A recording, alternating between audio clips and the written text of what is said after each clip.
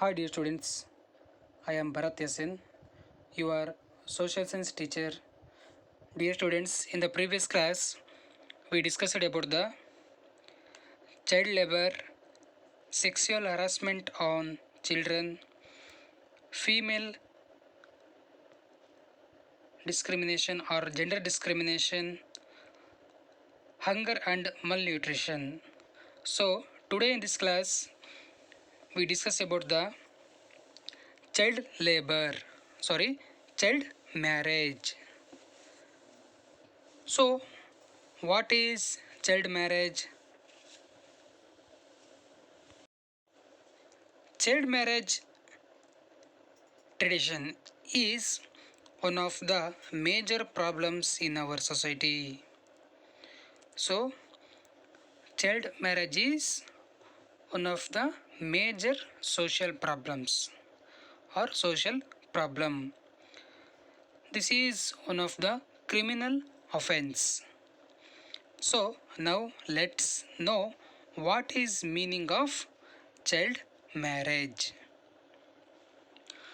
According to the law, the marriage of that takes place between a boy of below 21 years and a girl who is below 18 years is child marriage.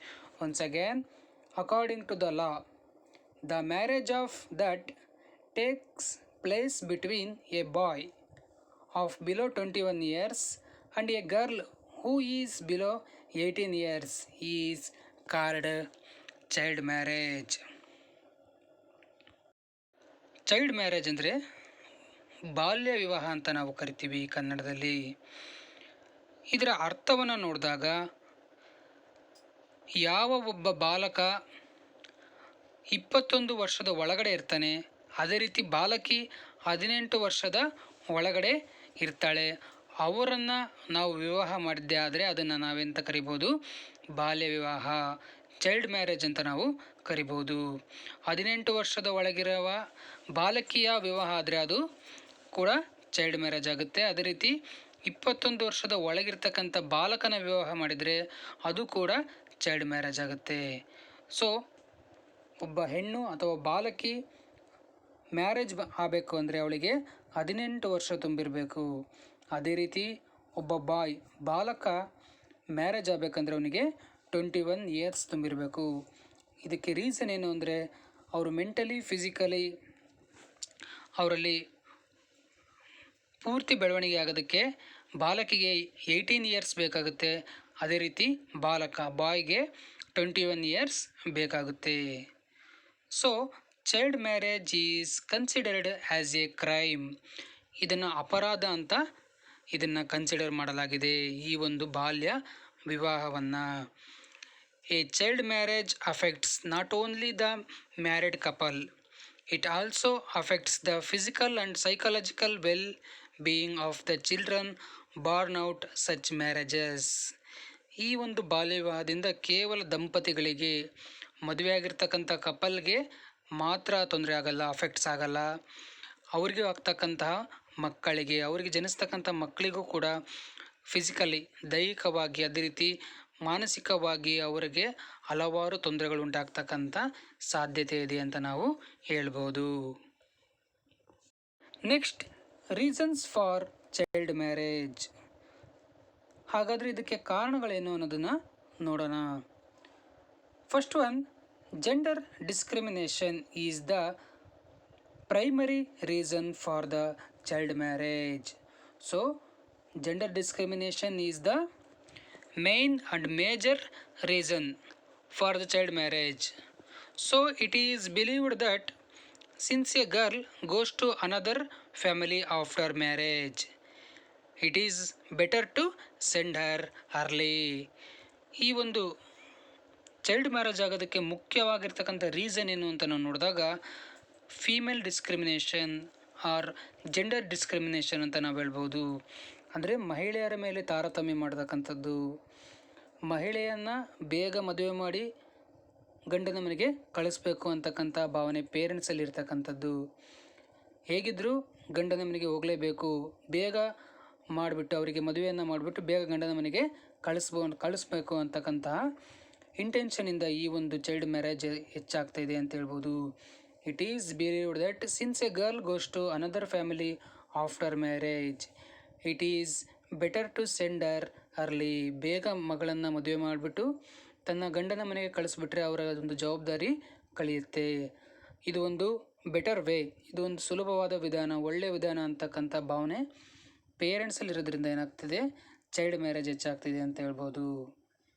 Next, lack of education is one of the main reasons for the child marriage. So lack of well education is one of the main reason for this child marriage. ಎಜುಕೇಷನಿನ ಕೊರತೆ ಇರತಕ್ಕಂಥದ್ದು ಪೇರೆಂಟ್ಸಲ್ಲಾಗಿರ್ಬೋದು, ಮಕ್ಕಳಲ್ಲಾಗಿರ್ಬೋದು. ಅವರಲ್ಲಿ education ಪಡೆದಿಲ್ಲ ಅಂದರೆ ಅವರಲ್ಲಿರ್ತಕ್ಕಂತಹ ಒಂದು thinking ಏನಾಗುತ್ತೆ, ಅದು ತಪ್ಪಾಗುತ್ತೆ ಅಂತ ನಾವು ಹೇಳ್ಬೋದು. ಇದು ಕೂಡ ಒಂದು ಕಾರಣ. Next reason, lack of proper implementation of law. ಇಲ್ಲಿ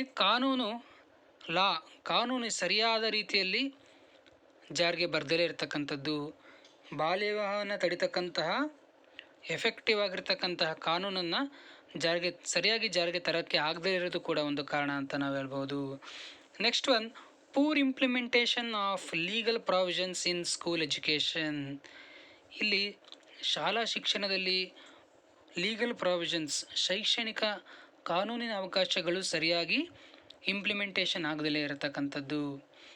ಮಹಿಳೆಯರಿಗೆ ಬೇಕಾಗ್ತಕ್ಕಂಥ ಸೌಲಭ್ಯಗಳು ಸರಿಯಾಗಿ ಸಿಗದಲೇ ಇರತಕ್ಕಂಥದ್ದು. ಈ ಎಲ್ಲ ಕಾರಣದಿಂದ ಏನಾಗಿದೆ, ಬೇಗ ಅವ್ರನ್ನ ಮದುವೆ ಮಾಡಿ ಗಂಡನ ಮನೆಗೆ ಸೇರಿಸಬೇಕು ಅಂತಕ್ಕಂಥ ಭಾವನೆಗಳು ಪೇರೆಂಟ್ಸಲ್ಲಿ ಬೆಳೀತಾ ಇದೆ. So these are the main reasons for child marriage. Next, prohibition of child marriage act 2006. ಬಾಲ್ಯ ವಿವಾಹ ನಿಷೇಧ ಕಾಯ್ದೆ 2006. So this is one of the important act for overcome the child marriage system. This act applies to all states of India. ಈ ಒಂದು ಕಾನೂನು ಭಾರತದ ಎಲ್ಲ ರಾಜ್ಯಗಳಿಗೂ ಕೂಡ ಅನ್ವಯ ಆಗುತ್ತೆ ಅಂತ ಹೇಳ್ಬೋದು. As per this law, it is a crime to marry even when either of the couple is minor. ಈ ಒಂದು ಆ್ಯಕ್ಟ್ ಪ್ರಕಾರ ದಂಪತಿಗಳು ಮೈನರ್ ಆಗಿದ್ದರೆ, ಅಂದರೆ ಅಪ್ರಾಪ್ತರಾಗಿದ್ದರೆ, ಮದುವೆ ವಯಸ್ಸಿಗಿಂತ ಒಳಗಡೆ ಇದ್ದರೆ ಅವ್ರನ್ನ ವಿವಾಹ ಮಾಡ್ತಕ್ಕಂಥದ್ದು ಅಪರಾಧ, ಕ್ರೈಮ್ ಅಂತ ಇದು ಕನ್ಸಿಡರ್ ಮಾಡುತ್ತೆ. If A child marriage takes place, the people who initiated the marriage and the who conducted or motivated the marriage are liable of imprisonment of 2 years and fine of rupees 1 lakh. ಈ ಒಂದು ಬಾಲ್ಯ ವಿವಾಹಕ್ಕೆ ಯಾರೋ ಒಬ್ಬರು ಕುಮ್ಮಕ್ಕು ನೀಡಿದರೆ, motivate ಮಾಡಿದರೆ, ಆ ಬಾಲ್ಯ ವಿವಾಹನ ಕಂಡಕ್ಟ್ ಮಾಡಿದ್ದೇ ಆದರೆ, ಆ ಬಾಲ್ಯ ವಿವಾಹವನ್ನು ಯೋಜನೆ ಮಾಡಿದ್ದೇ ಆದರೆ, ಆ ಥರ ನಡೆಸಿದ್ದೇ ಆದರೆ ಅಂಥವರಿಗೆ ಎಷ್ಟು ಶಿಕ್ಷೆ? 2 ವರ್ಷಗಳ ಕಾಲ ಜೈಲು ವಾಸವನ್ನು ನೀಡ್ತಾರೆ. ಫೈನ್ ಆಫ್ rupees 1 lakh, 1 ಲಕ್ಷ ಅವರಿಗೆ ದಂಡವನ್ನು ವಿಧಿಸಲಾಗುತ್ತೆ. According to prohibition of child marriage act 2006. Next, effects of child marriage. ಈ ಒಂದು ಬಾಲ್ಯ ವಿವಾಹದ ಎಫೆಕ್ಟ್ಸ್ ಏನು, ಅದರ ಪರಿಣಾಮಗಳೇನು ಅನ್ನೋದನ್ನು ನೋಡೋಣ. The holistic development of children is stunted by child marriage and the power of questioning. ಇದರಿಂದ ಏನಾಗುತ್ತೆ ಅಂದರೆ ಮಕ್ಕಳ ಹೋಲಿಸ್ಟಿಕ್ ಡೆವಲಪ್ಮೆಂಟ್, ಸರ್ವತೋಮುಖ ಬೆಳವಣಿಗೆ ಏನಾಗುತ್ತೆ, ಸ್ಟಂಟೆಡ್ ಅಂದರೆ ಕುಂಠಿತಗೊಳ್ಳುತ್ತೆ. ಅವ್ರು ಫಿಸಿಕಲಿ ಆಗಿರ್ಬೋದು, ಮೆಂಟಲಿ ಆಗಿರ್ಬೋದು, ಅವ್ರ ಡೆವಲಪ್ಮೆಂಟ್ ಏನಾಗುತ್ತೆ, ಡಿಕ್ರೀಸ್ ಆಗ್ತಾ ಹೋಗುತ್ತೆ. Child marriage and the power of questioning, ಅವರು ಪ್ರಶ್ನಿಸುವ ಸ್ವಾತಂತ್ರ್ಯವನ್ನೇ ಕಳ್ಕೊತಾ ಹೋಗ್ತಾರೆ. ಅಪ್ರಾಪ್ತ ವಯಸ್ಸಿಗೆ ಏನಾಗಿರ್ತಾರೆ ಅವರು, ಮ್ಯಾರೇಜ್ ಆಗಿರೋದ್ರಿಂದ. As a result, violations like sexual assaults on children become more and more increased. ಇದರಿಂದ ಏನಾಗುತ್ತೆ, ಮಹಿಳೆಯರ ಮೇಲೆ ಅತಿಯಾದ ದೌರ್ಜನ್ಯಗಳು ಹೆಚ್ಚಾಗ್ತಾ ಹೋಗುತ್ತೆ, ಅವ್ರ ಮೇಲೆ ಹಿಂಸಾಚರಣೆಗಳು, ಶೋಷಣೆಗಳು ಹೆಚ್ಚಾಗ್ತಾ ಹೋಗುತ್ತೆ ಅಂತ ನಾವು ಹೇಳ್ಬೋದು.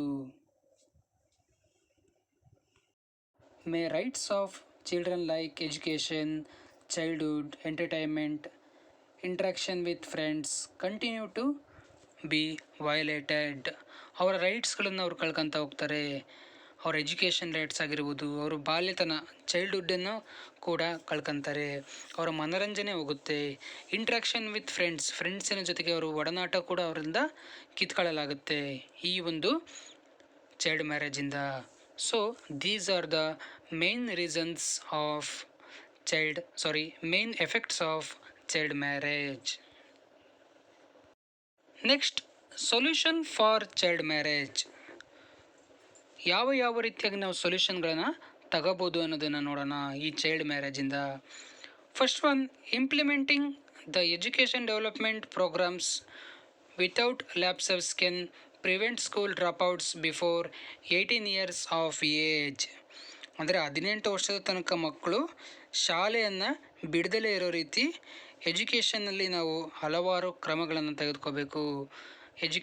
ಶೈಕ್ಷಣಿಕ ಅಭಿವೃದ್ಧಿ ಕಾರ್ಯಕ್ರಮಗಳನ್ನು ಜಾರಿಗೆ ತರಬೇಕು. ಅವರು 18 ವರ್ಷಗಳ ಕಾಲ ಕೂಡ ಅವರು 18 ವರ್ಷ ಮುಗಿಯುವವರೆಗೂ ಕೂಡ ಅವರು ಶಿಕ್ಷಣವನ್ನು ಪಡೆಯುವಂತೆ ಮಾಡಬೇಕು. ಇದರಿಂದ ಏನು ಮಾಡ್ಬೋದು, ಬಾಲ್ಯ ವಿವಾಹವನ್ನು. So this is one of the better way to overcome the child marriage. ಈ ಒಂದು ಬಾಲ್ಯ ವಿವಾಹವನ್ನು ತಡೆಯೋದಕ್ಕೆ ಇದು ಒಂದು ಉತ್ತಮ ಮಾರ್ಗ ಅಂತ ನಾವು ಹೇಳ್ಬೋದು. Next, importance should be given to girls education. ಮಹಿಳಾ ಶಿಕ್ಷಣಕ್ಕೆ ಪ್ರೋತ್ಸಾಹ ನೀಡ್ತಕ್ಕಂಥದ್ದು, ಇಂಪಾರ್ಟೆನ್ಸನ್ನು ನೀಡ್ತಕ್ಕಂಥದ್ದು. So another matter is importance should be given to women empowerment. ಮಹಿಳಾ ಸಬಲೀಕರಣವನ್ನು ಮಾಡ್ತಕ್ಕಂಥದ್ದು, ಅವರಲ್ಲಿ ಜಾಗೃತಿಯನ್ನು ಮೂಡಿಸ್ತಕ್ಕಂಥದ್ದು. ಈ ರೀತಿ ಕಾರ್ಯಕ್ರಮಗಳನ್ನು ಮಾಡಿದಾಗ ಏನಾಗುತ್ತೆ, ಅವರಲ್ಲಿ ಕೂಡ ಬಾಲ್ಯ ವಿವಾಹವನ್ನು ತಡಿತಕ್ಕಂಥ ಒಂದು ಮನೋಭಾವನೆ ಬೆಳೆಯುತ್ತೆ. They should be empowered on priority basis. ಈ ರೀತಿ ಅವ್ರನ್ನ ಸಬಲೀಕರಣಕ್ಕೆ ನಾವು ಆದ್ಯತೆಯನ್ನು ನೀಡಿದಾಗ, ಯಾವಾಗ ಮಹಿಳೆಯರನ್ನು ಸಬಲೀಕರಣ ಮಾಡಿದಾಗ ಈ ರೀತಿ ಚೈಲ್ಡ್ ಮ್ಯಾರೇಜ್ ಅಂತಕ್ಕಂಥದ್ದನ್ನು ತಡೆಯೋದಕ್ಕೆ ಸಾಧ್ಯ ಅಂತ ನಾವು ಹೇಳ್ಬೋದು. Dear students, observe this picture. This is the related picture of child trafficking. ಈ ಒಂದು ಚಿತ್ರವನ್ನು ನೋಡ್ರಿ. ಇದು ಮಕ್ಕಳ ಸಾಗಾಣಿಕೆ ಮತ್ತು ಮಾರಾಟ ಅಥವಾ ಮಕ್ಕಳ ಅಕ್ರಮ ಸಾಗಾಣಿಕೆ, ಕಳ್ಳ ಸಾಗಾಣಿಕೆ ಅಂತ ಕರಿತೀವಿ. ಚೈಲ್ಡ್ ಟ್ರಾಫಿಕಿಂಗ್ ಅದರ ಒಂದು ಸಾಂದರ್ಭಿಕ ಚಿತ್ರ ಅಂತ ನಾವು ಹೇಳ್ಬೋದು. So child trafficking is one of the main social problems in our society. ಇದು ಕೂಡ ನಮ್ಮ ಸಮಾಜದಲ್ಲಿರ್ತಕ್ಕಂಥ ಒಂದು ಮುಖ್ಯವಾಗಿರ್ತಕ್ಕಂಥ ಸಮಸ್ಯೆ ಅಂತ ನಾವು ಹೇಳ್ಬೋದು. ಯಾವುದು? Child trafficking. So what is child trafficking? ಹಾಗಾದರೆ ಮಕ್ಕಳ ಸಾಗಾಣಿಕೆ ಅಂದರೆ ಏನು? If any human being below 18 years is recruited, transported or transferred, shifted,